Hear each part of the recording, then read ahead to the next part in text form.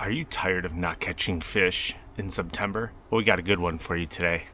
We're breaking down our top baits for the month of September so you can stop not catching bass and put more bass in the boat and kayak. Before we dive into it, hit that subscribe button. If you're new here, we greatly appreciate it. Let's get after it. The first one on the docket we're going to chat about is one of my absolute favorites, and that is going to be your spy bait. There's a bunch of different colors, but you can narrow it down into two. You need something translucent when it's sunny, a slight chop on the water to where there's a lot of sunlight penetration, so like a ghost minnow. And really the only spy bait that I truly throw is going to be the Duo Realist Spinbait 80 or the Spinbait 80 G-Fix. Where I'm at in the country this time of year, we have little bait fish, so that's where the spy bait 80 size really comes in handy. And basically the difference between the 80 G-Fix and the standard 80 is how much they weigh. One was designed to be thrown on casting gear, the other was designed to be thrown on spinning gear. I personally throw them both on spinning gear, and I'm going to talk about my setup in a second. But the second color that you need is something shiny or reflective. And my two favorite colors is going to be the river bait or the prism gill, which both of these colors have caught a lot of really big bass for me. And generally what you're going to do is you're going to cast it out and you're going to slowly retrieve it on a steady retrieve back to the boat. Now to dive into our setup. Alpha Angler makes, you guessed it, a spy bait finesse rod. It's my favorite one to throw a spy bait on. It's 7'2", medium fast, has a deep parabolic bend to it, so it loads great, and it makes it really hard for those smallmouth to throw your treble hooks when they come up and jump. Now that being said, it is a spy bait. You are going to lose a ton of smallmouth on it. Some guys swear by straight fluorocarbon. I am a braid to relatively long fluorocarbon leader. We'll call it like a 6 foot to 8 foot leader. Alberto knot connecting the braid. This is gonna be 5-pound braid Power Pro, or I like the cast X12 as well, which is a 12 string carrier 12 pound. So both of them are going to allow you to cast 100, 120, 150 feet relative ease.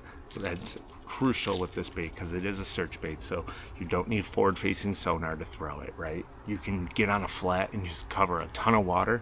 It's just knowing how fast your bait is sinking down to make sure you're in the appropriate strike zone to get those bites. So try out a spy bait. Everything that we talk about in this is down below. Baiting technique number 2.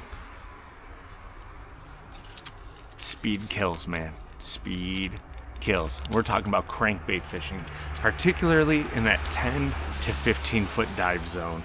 And there's 2 crankbait options that you really want to target those fish with. Both of them swim very straight on a fast retrieve. First, I want to talk about the business end, and that's going to be your rod, reel, and line. 12-pound fluorocarbon, 6'3", 7-to-2 gear ratio reel. I like a lower profile reel. I just feel like it fits in my hand really well. So this is an SLX MGL. I can throw crankbait super long distances. And this is a Alpha Angler Rebound 7 foot medium heavy moderate fast crankbait rod.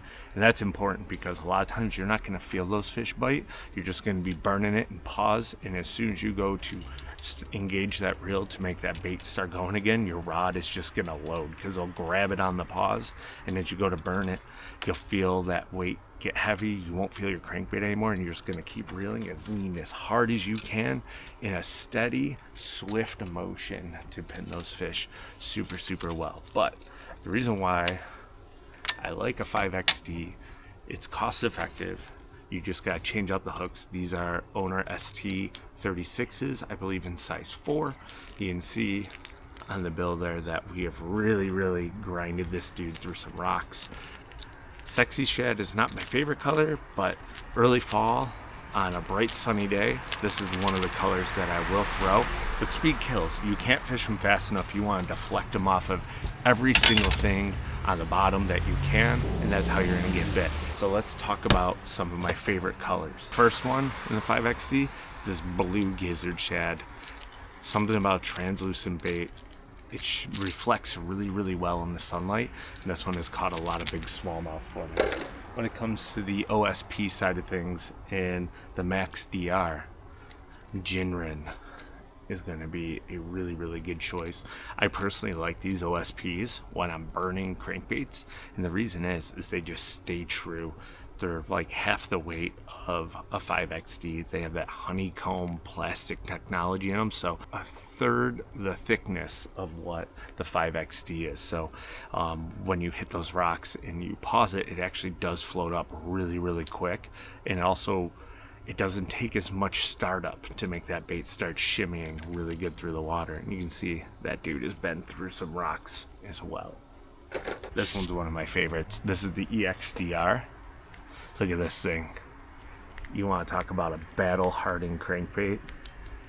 Look at all those teeth marks and rock marks. I've had 150 fish days throwing this guy. I gotta change out the trebles. Look at this.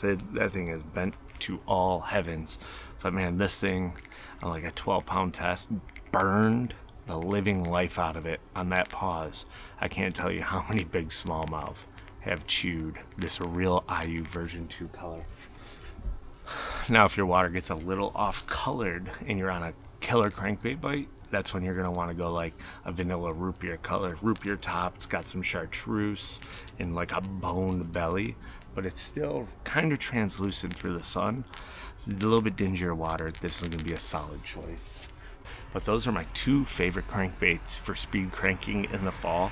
I can't tell you guys how many big bass have been caught speed cranking on my boat during the months of September and even October, sometimes November, depending on the water temps. You want that water temp to be lowering steadily. You don't want a quick drop, but like 65 dropping to 55 is literally the prime water temp for that speed crank bite to really, really take off. If there's an A-rig bite going down and everyone's chucking A-rigs around, make sure you get in that community hole and you speed crank. It's just a little bit different, and sometimes it'll get you a bigger bite. Finally, last but not least, my favorite single finesse swim bait for the fall transition. You can fish this thing on a variety of different techniques. Is going to be that Mega Bass Hasdong Shad. And there's a bunch of different colors. I put the bag away, but oh, it's right here. I have this entire Evolution outdoor bag full of Hasdong shads and party minnows and Great Lakes Finesse dropkick shads, because almost every single day they want a different color because of the conditions. But I have 3 staple colors I like to go to: Tennessee shad, goby, and the saltwater version, the Catacucci. And basically Catacucci is just a shinier, more reflective Tennessee shad. Now, the 2 ways that I like to rig it is one on your itty bitty baby ball head. It's kind of a pain in the butt to cast, but it gets a lot of really, really big fish when those fish are super pressured. You have high weather pressure on those fish. Sunny days like today, no wind. It's a great time to go itty bitty and catch them swimming it on a ball head in like 18 foot or less of water. My favorite way to fish it is out deep, and this will replace like your Berkeley flatworm or 3-inch Senko, but that's on a drop shot. Now, it's important that you pair it up with the right size hook, because you want to make that hook look as invisible as possible. So I like a size 4. PKK DSS, Ryugi Fog Shot, Ichikawa CT5 are all superior choices for drop shotting this Hasdong shad and getting a lot of fish in the boat. Now, with the Hasdong shad, you can drop it on them right on their head and catch them, but I like to implement the drop swim technique. And if you're unfamiliar with that, you're casting it out past the fish and you're just slowly sweeping that rod and dragging that bait so that tail just flutters through the water, and you're dragging it slowly into that group of fish. And what you'll notice is once you get it past them, one or all or a couple will actually swarm out. And if you can get that pack mentality to initiate in those smallmouth, you're going to get a lot more bites. And that's why I like the drop swim technique. The final part of making this work properly is making sure you have a super long leader. This is about 2 foot right here. Really like 3, 4, even 5.5 feet sometimes is crucial to get those fish to bite when you're drop swimming it. So put those 3 techniques in your bag this September. Go out, catch you some really, really big smallmouth, and stay tuned for more fishing videos. And if you made it this far, everything is linked down below that we talked about that's available on Omnia. Use code SERIOUS10 to save 10% off on your checkout. And if you like this type of content and you're new here, hit that subscribe button. We'll see you all next time.